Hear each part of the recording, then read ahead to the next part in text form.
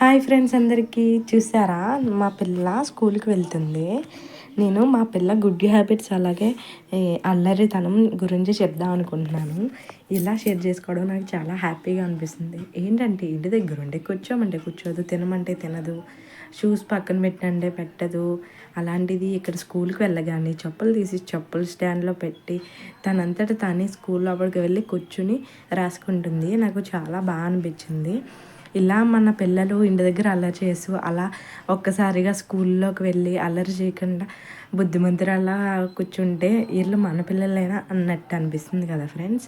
మీకు అలానే అనిపించిందా? కాకపోతే స్కూల్కి పంపాలంటే వాళ్ళకి ఎలా అయినా మనకే బాధగా అనిపిస్తుంది. 4 years మన దగ్గర ఉంటారు కదా. ఆ 4th year రాగానే ఇలా స్కూల్కి పంపడం అంటే చాలా ఫీలింగ్గా ఉంటుంది.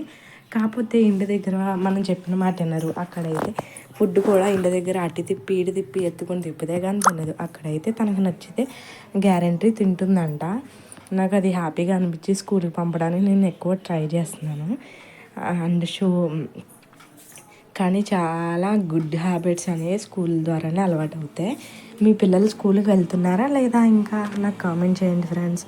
అలాగే మన వీడియో తప్పకుండా సబ్స్క్రైబ్ చేయండి, షేర్ కూడా చేయండి ఫ్రెండ్స్, కామెంట్ కూడా చేయండి. మరిన్ని వీడియోస్ మేము ముందుకు వచ్చేస్తాం. Bye friends.